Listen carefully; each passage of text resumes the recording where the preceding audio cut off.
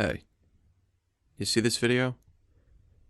Yeah, I made this video.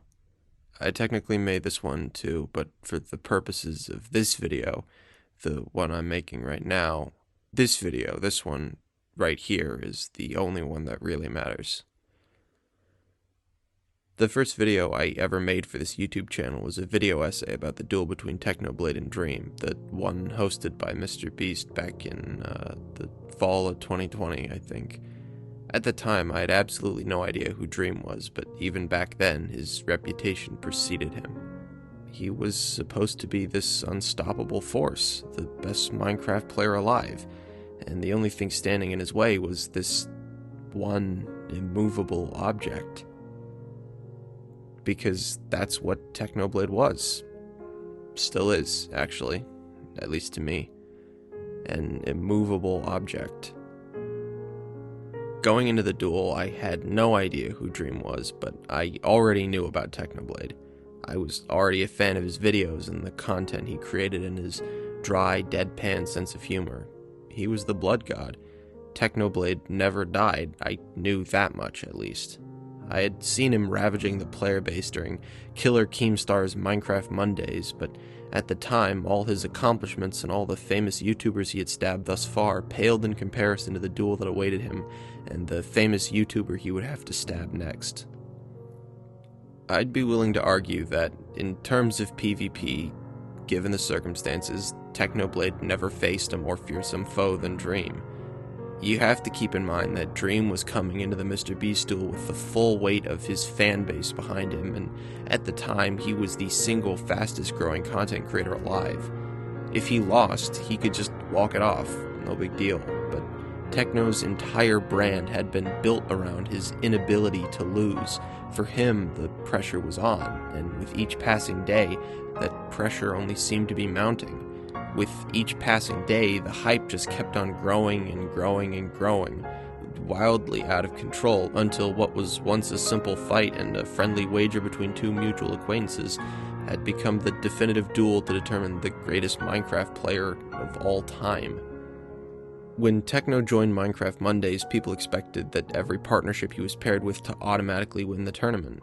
When Techno first joined MCC, they expected much the same, and when he played in MCU, everyone automatically acted as if his victory was always assured, even though the odds had been stacked so firmly against him. Now, in the duel with Dream, it seemed like history was doomed to repeat itself. The masses called for blood from their blood god, demanded he enter into the arena of combat and do battle once more. They demanded he fight lest he lose his reputation, but if he fought and lost, he would lose his reputation all the same. He had no choice but to don his gilded crown and unsheath his sword. And yet somehow, in spite of all that, no one seemed to notice the sort of pressure he was under. No one seemed to notice that Techno was so clearly struggling under the weight of his audience's expectations. The duel with Dream had been hyped up to be the final, definitive answer to the question that seemed to be on the forefront of everyone's minds, the question that had put Techno under such tremendous stress in the first place. Who is the greatest of all time? And the answer to that question had to be Technoblade. Techno had to win the duel with Dream, because if he didn't, then he wouldn't be the greatest of all time anymore. And his fans had already assumed that he was. They assumed he was the best. He had to be the best. He was their god, and they demanded he draw blood. Blood for the blood god. No one else seemed to notice the kind of stress that Techno was under as a result of the duel. And it made me sad, seeing someone that I looked up to suffering like that. I wanted to help. I wanted to try to help anyways, somehow.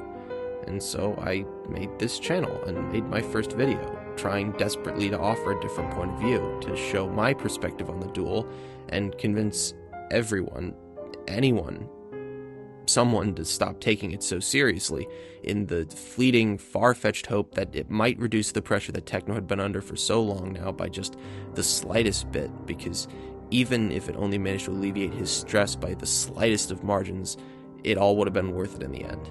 It would have been worth it in my book, and it still is. I made that video for Technoblade. I made this channel for Technoblade because of Technoblade. He inspired me both as a content creator and as a person. On the day of the duel, I was watching from the sidelines, right alongside my 2 younger brothers. The 3 of us all crammed into and crowded around the big chair positioned directly in front of our outdated family computer. When Technoblade won, we were over the moon. We all started jumping up and down. I think maybe one of us screamed or something. Maybe we all did. I don't know. Maybe it was just me. It was probably just me. They still watch my videos sometimes, whenever I upload, even when I'm away at college. Hey, guys. That night, the night after the duel, I stayed awake, frantically writing and editing, and in the end, I made this video. You see this video? Yeah, I made this video. And when I made this video, my channel was still in its infancy. I was just some kid talking about content and content creators that I loved. And this video was the first and only video I've ever made that achieved any modicum of conventional success whatsoever here on YouTube. For the first time in my life, something I said really genuinely resonated with people. I was excited that Techno had won, and I was excited to share that excitement with the world, and so I channeled all that excitement into this video. This was my tribute to Technoblade and everything I loved about his content, and apparently over 1 million people just so happened to agree with me. Over 1 million people were willing to watch my video anyways. A video I edited in 480p on Windows Movie Maker running on an antiquated 2-in-1 monitor PC combo unit. And yet still, somehow, in spite of that fact, people just watched it anyways. And they liked it. They agreed with me. To this day, the thing that I'm still proudest of here on YouTube is the fact that this video somehow, in spite of itself, managed to resonate with so many people who love Technoblade just as much as I do. I will be forever grateful for all the nice comments I received, and it was a privilege to be able to voice the thoughts, feelings, and sentiments that so many people shared for this one incredible content creator who had defied all the odds.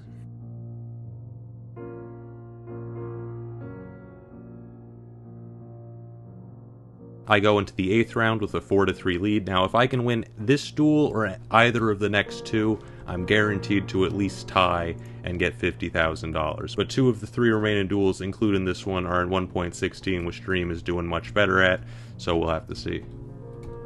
I get a free hit, disable a shield, but he disables mine. I get another hit there, a crossbow bolt, but he crits me with the axe as I reload my crossbow. I shoot him back, but the axe crit, it does a lot more damage than the crossbow.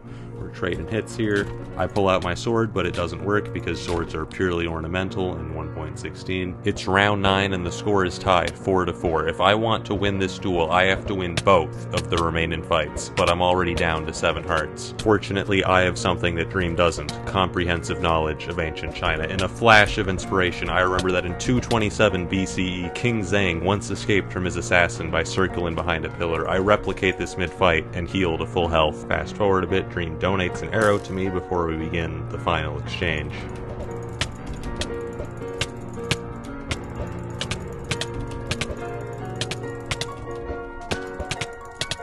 Oh!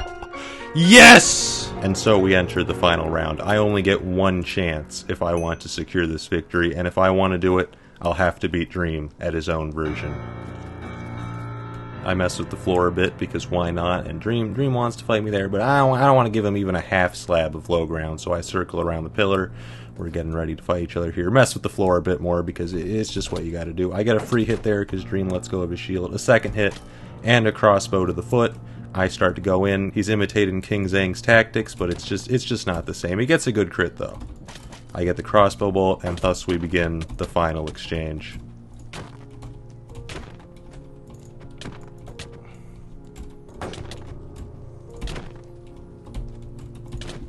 Oh! Oh my... Bro, I can't believe this. Oh, I did it. I did it. I did it! Oh my god! Techno! Congratulations! I'm genuinely... You just won $100,000! $1,000! I genuinely cannot process this. And so I won the duel and finally restored my Minecraft honor. Now I have a lot more to say about the duel, what like led up to it, how I trained for it, how I felt about it. There's so much to talk about, but I just wanted to get an analysis of the fights out first. So the one thing I'd like to say is that Dream and I, we really don't want our fans to start attacking each other as a result of this duel. We both played very well. We don't have actual beef. It's all video games. But until the next video comes out, I'll see you next time.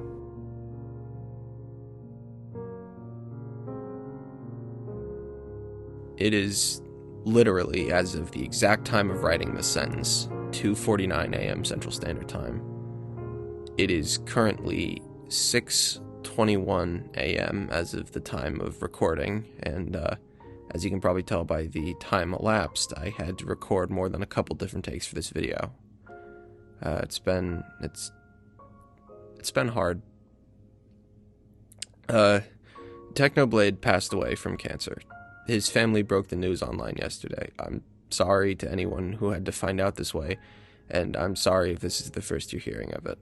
I know he meant a lot to a lot of different people, myself included, so I'm gonna stop talking about myself now. This video isn't gonna be monetized, by the way. Most of my work isn't anyways due to copyright claims and the like, but I know it'd be in especially poor taste here. I know that making this video at all is probably in poor taste too, but I really don't know what else to do. What else can I do, right? It's late, or it's early in the morning, and it's not like I'm going to be able to sleep tonight anyways, so I figured I should maybe try to do something productive instead, you know? Something generative, something that might be able to help someone else struggling with their grief over this loss find some small semblance of solace and solidarity. That's why I'm making this video. And if you are, or if you happen to be someone who is currently struggling with this loss, I just wanted to say that I'm sorry you're going through this, and I hope this video's able to help. I know it won't be able to ease the pain you feel, but I hope, and maybe it's foolish, but I do hope that it can help you in some form or fashion. That's really all I hope. Okay. This video isn't gonna be like all my other videos, by the way, in that I don't really have a script planned. I mean, I have like skeleton notes and certain sections and stuff that I've written in advance, and that's pretty much what I've been reading off of thus far, but it's probably going to be a bit of a mess, so I'm sorry if this video ends up sounding sort of disjointed or all over the place. I am tired, and I know that's not a very good excuse, but I had to get this done tonight. So, again, you have my sincerest apologies. Okay. It's hard to know where to start. I watched the final video posted by his father and the rest of his family, as I'm sure a lot of you did, and it was hard to see his family and his loved ones so clearly hurting like that. I just hope they're doing okay and that they're able to find peace in spite of everything they've been through. No parent should ever have to bury their child, and no one should ever have to go that young, not for any reason whatsoever. I don't want to sound like I'm being insensitive or speaking out of turn, though, or, you know, talking about situations in which I am not intimately involved or that I have no intimate knowledge of, because I don't really think that anyone, save for anyone who's lost a loved one to cancer, had to suffer through it for themselves, can ever truly understand just what a horrifying ordeal Techno had to endure. There's a quote about death after prolonged illness by Jeremy Clarkson, I think, that sums it up quite well.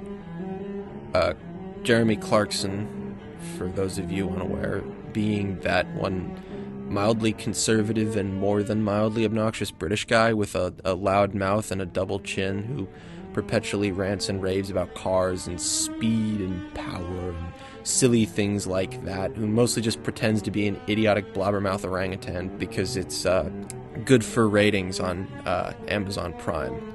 But the quote specifically was written in an article he published not that long ago on his own mortality, where he was discussing the profound regret he feels for being alienated from his younger children and grandchildren as a result of the time and place he grew up in, and how he's trying harder to understand them and sort of come to a reckoning with his own preconceived notions of the world and whatever biases he has, politically, socially, or culturally, and how it's kind of driven a wedge between him and his family, and how that's hard for him at his old age. And I'm burying the lead here, but I think, if I'm remembering right, that the quote goes something like this. In the old days, death came like a wolf in the night, and it was silent and merciful, and it would rip out your throat in one fell swoop, and that would be the end of it. Now, though, we have this horrifying thing called modern medicine, and now death is like a snake, and the doctors can tell you when it will be at your door, and when it will slither into your home, and when it will be at the foot of your bed, and when it will have engulfed your feet, and when it will have swallowed your waist, and your shoulders, and your head, and when there will be nothing left of you at all. I'm not trying to be pessimistic by any means either, so I'm sorry if I came off that way, and I'm sorry if that particular quote seems to bring with it a negative connotation about the fight that Techno fought, because Technoblade himself was the furthest thing from pessimistic throughout his entire protracted battle with cancer, and I think it does his memory a disservice to just think in such negative terms at all. What I'm trying to say is that in the face of such a horrifying ordeal like cancer, in the face of his most frightening opponent yet, death itself, Technoblade never stood down and never gave in, not even for so much as a single second. He soldiered on bravely until the very end, and he managed to raise a ton of awareness and money for the fight against cancer, and he made enough to help put all of his siblings through college, too. That doesn't mean his passing doesn't hurt, though, because it definitely still does, and I know that. But it helps, at least to me, to know that he carried on with the same sort of crazy courage that inspired him to farm potatoes perpetually just to settle a pointless playground feud with a squid kid. It helps, at least to me, to know that Technoblade's warrior spirit never truly died, because I think it's tempting to think of Techno as an emissary of death itself. At least death of the virtual pixelated kind in Minecraft, seeing as he is the blood god, after all. But Technoblade the man was never truly death itself. He was just an errand boy, sent by grocery clerks to deliver a bill, and I think he did a damn fine job of it. Best there ever was. It's hard to think he's even gone at all. It hurts, too. I think what hurts most of all is the fact that he fought it out all the way to the end. And once he had his final video written, that was just it. He died 8 hours later. He stuck it out like a champ until the bitter end, and he went the distance in his bout with cancer. And once that final video was finally in order, that was the end. Curtains. His death feels senseless, hopelessly so, and it's hard to even make sense of something like this at all, really. But I feel like I have to do my best to try. For a lot of my life, I was angry at God. Never vocally, and never consciously, I don't think, but I think I always harbored some degree of resentment towards him. I've struggled with my faith and the role that Christ and Catholicism have played in my life. I don't really want to talk about why. I don't really think it's relevant either, especially to the topic of this video, but I'm still struggling. I'm trying, though.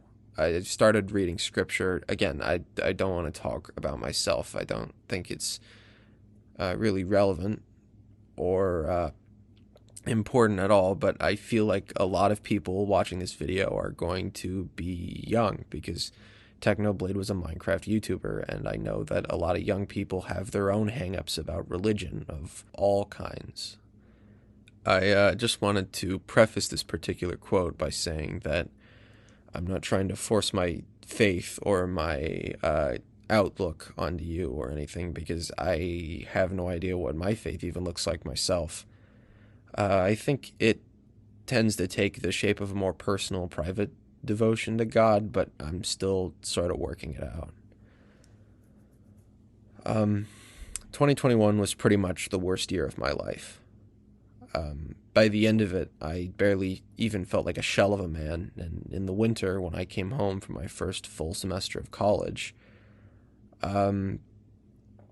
I started coming back to life again. I watched a lot of different stuff. I watched It's a Wonderful Life for the first time, which probably saved my life in a lot of ways.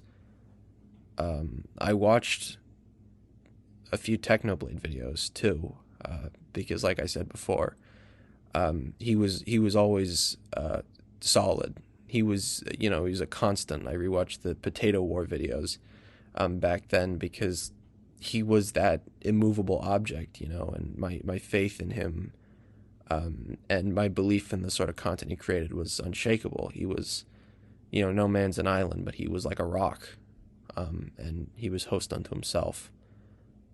And aside from that, I also finally had the time to sit down and watch Marvel's Daredevil, and I'm very glad I did. It's the best thing Marvel ever made in terms of television or cinema, and I'm convinced that they'll never make anything better ever again. But there's this quote in the final season of the show where Matthew Murdock, the devil of Hell's Kitchen, expresses his own frustration with faith and with God. For 3 whole seasons of the show, he's been beaten up and broken down until he too is rendered nothing but an empty husk of a man, just like me, starting to come back to life again. And in the show, he says that a long time ago, when he was first angry at God for rendering him blind, he was told something by a priest he looked up to that always stuck with him. And it really stuck with me, too. This isn't an exact quotation here, and I'm sure I'll be taking more than a few liberties with my recitation of it, but here goes. God's plan is like a tapestry. Fleeting, fragile, beautiful, and incomprehensible in its complexity. A pattern woven together by mechanisms beyond our knowing, sewn together by a divine hand. The tragedy of being human is that we can only see the tapestry from the behind, with all the ragged threads and muddied colors that make up our lives. We can only see a fraction of the tapestry as it truly is. We cannot see the pattern itself, only brief glimpses through the tiniest of holes that reveal the radiant, blinding light of truth. In our lifetime, we get only brief glimpses into the truth that must be on the other side, the truth that we could see on the other side, the pattern we could see if we could see as God does. But we can't. That's not particularly helpful either. I know it isn't, and I know it ultimately winds up sounding like a bouquet of empty words and meaningless, flowery language that hurts more than it helps. So let me try to rephrase it in a way that it might make more sense to both of us, I suppose. I'm not trying to say that Techno or anyone else dying is part of God's plan, because that's messed up, and I can't understand how something like that ever could be. What I am saying is that I can't understand. I'm saying that it doesn't make sense. And really, that's all I'm saying. We can't understand. Because in the face of something so profoundly senseless and sad, all we really have is faith. Faith in whatever form it takes, whether that be religion, or prayer, or time spent with friends, or family, or each other, or even something else entirely. And I have faith that Techno's found peace, at the very least. I have faith that he's up there, waiting at those pearly gates with quite some explaining to do about a number of orphans that were waiting for him. And I hope you have some faith too. Faith of some kind. Any kind. It doesn't matter what. Like I said, not necessarily religion, but something. I hope you have faith in techno, at least. I've talked a bit about parasociality here on this channel before, and how a degree of it exists in our relationships with all of the content we consume, regardless of whether it's online or not. But just in case you are feeling down, I just wanted you to know, if you don't already, that it's okay for you to be sad right now. I think it's okay for you to be upset or cry or grieve however you need to, and it's okay for you to grieve too, even if you only ever watched his content from afar. Loss of any kind is difficult to deal with, and it's okay for you to be hurting from the loss of someone you looked up to. I know a lot of people are hurting right now, and I know that Techno's content meant a lot to a lot of people. It meant a lot to me, and if it's any consolation, it's clear that in his own stoic, self-sacrificial, self-deprecating way, his audience meant a lot to him too. You can tell that being Technoblade meant a lot to him because of just how much he suffered to continue being Technoblade. Technoblade had cancer. When he was going to have his own arm amputated, he still felt pressured to just laugh it off. He felt pressured to turn the announcement of his diagnosis and update video into nothing more than a joke, because as the blood god, that was what everyone expected of him. He felt like he had to maintain that facade, that image, that carefully cultivated brand of perfect, cool composure. Right up until the very end, that was the kind of pressure he still felt he was under. Right up until the end, that's the reputation he still felt he had to live up to. Even now, even after he's dead, he's still doing it. He still feels pressured to live up to the Technoblade brand. He just posthumously released a line of merchandise to poke fun at the fact that he literally died, which is the one thing he was famous for not doing. It kinda hurts knowing that at the very end, part of him felt like he had to laugh at his own demise, because that was what his audience expected of him. But then again, that's just the kind of person he was, too. Or maybe it wasn't. I think one of the most admirable things about Techno is that he still managed to cultivate a sense of distance between himself and his audience. That he was still withdrawn into himself. And I think that's part and parcel with the almost stoic approach he took to his fight with cancer and how he attacked it. And again, there is a bit of comfort to be found in that thought, but it still hurts. And yet, in his own words, if he had another 100 lives, he would choose to become the blood god all over again, and over and over and over again, because he really did love being Technoblade, and he died doing what he loved. He died with his lifelong dream having been fulfilled, having finally reached 10 million subscribers, and he died with his hopes still intact. I think there's solace in that fact for me, and I hope there's solace in that fact for you too. I hope this video has helped you find peace with his passing yourself, in some small form or fashion. If it hasn't though, or if it's made things worse for you, I'm genuinely very sorry. I'm not really qualified to be giving any sort of advice about this sort of stuff, and I really just made this to help me process my way through it too. So I've only got one more tangentially related pointless anecdote left to try, though, so please just bear with me. I'm almost done, don't worry.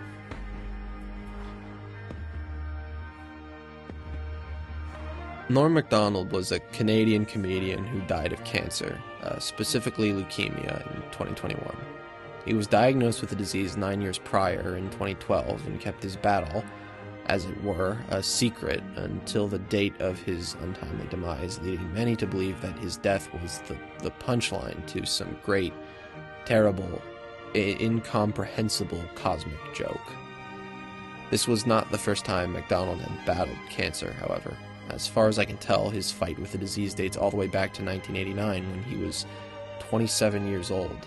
He fought it to a standstill 3 separate times, and he died fighting it to a standstill at the very end. Norm was a funny guy.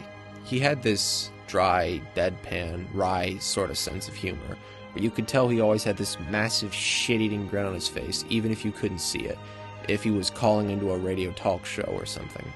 Sometimes he said edgy shit pointlessly for a combination of shock value and astute social commentary on our rapidly changing societal and cultural norms, but even when he was saying something unbelievably, believably offensive about a given group of people, and he did make such statements about just about everyone, there was still this sort of underlying sense of warmth to his demeanor, something that told you this was all part of his shtick, that he was only pretending to be a grumpy old curmudgeon when deep down, that old chunk of coal really did love people, all people, and he really did love life.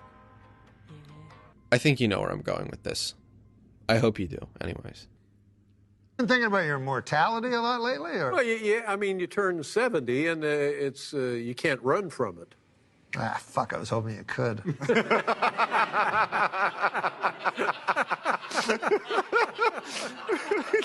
Have my funeral, you know? Yeah. And you know, most of these funerals, crying and sad and everything like that. And that's what I like, you know? I don't want, I've heard of other ones, let's have a party. Whoa, whoa. No party. There'll be a lot of party days later. But right now, I'm dead. I mean, you know, people should be talking, crying.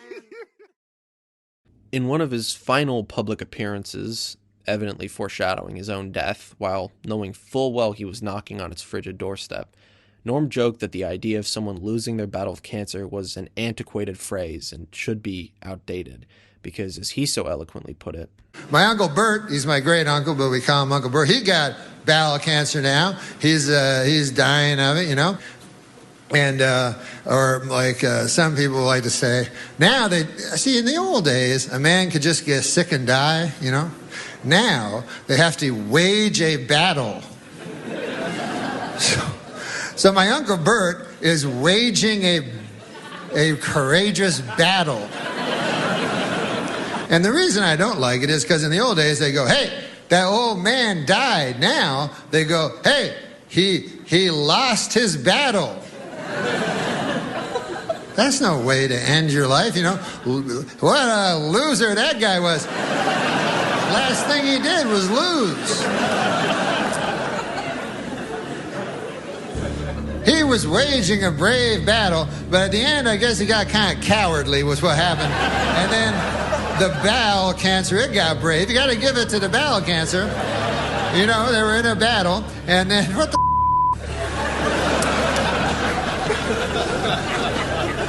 And I'm pretty sure, I'm not a doctor, but I'm pretty sure if the cancer dies, I mean, if you die, the cancer also dies at exactly the same time. So that, to me, is not a loss, that's a draw. That's a, you know what I mean? Norm had a most singular sense of silent, sarcastic stoicism, and if anyone was worthy of being his successor for this modern Minecraft generation, it was Technoblade. Because Technoblade never lost his battle with cancer. It ended in a tie. He fought it to a draw, snatching one final stalemate from the jaws of defeat. When he accepted the moniker of the Blood God, Technoblade had transcended beyond his humanity already. He had embraced the hopes and expectations of his fanbase, full on, wild as they were, and in becoming Technoblade, he had ceased to be a man. He wasn't even human anymore. He was just a pig, a king, and a bona fide blood god at that. But when you're a god, the people who worship you expect you to move mountains. Because it's lonely at the top, at the summit. Heavy is the head that wears the crown, and Techno's shoulders were burdened with the weight of the world because people expected the world from him. And yet he shouldered that burden regardless, and he pushed that boulder up the hill. He accepted being Technoblade with pride and honor, and he fought valiantly until the bitter end.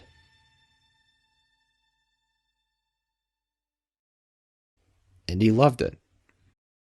And he never lost. Because Technoblade never loses, and Technoblade never dies. Because even now, his spirit, the spirit of his resolve, of the courage that carried him through his fight with Dream and Squid Kid and Captain Sparkles and Skeppy and Cancer and death itself lives on. And I know it sounds cliche, and I know it probably doesn't help, but it's true. No one's ever really gone. Techno's spirit lives on in each and every last one of his videos, and VODs, and streams, and each and every last person who ever loved him, each and every last person he ever inspired. It lives on in the lore he wrote for the Dream SMP, and the Sleepy Boys, and Tommy, and Wilbur, and Phil, and every edit, and tribute, and animatic, and animation, and piece of fan art, and every fan he ever had. His family and his friends and loved ones will live on in his memory and share his legacy of kindness, because the warrior spirit of that great king, that god of blood, will carry on. It is the human spirit, the will to survive, and the resolve to do what must be done, no matter the cost. And that spirit always carries on. Always. Carries on in all of us. And in that, at the very least, you can have faith, regardless of denomination or creed. Technoblade wasn't just an ordinary human. No. He was a pig, and a bona fide blood god at that. And it was what he chose to become, and it was what defined him in the end. And he loved being Technoblade.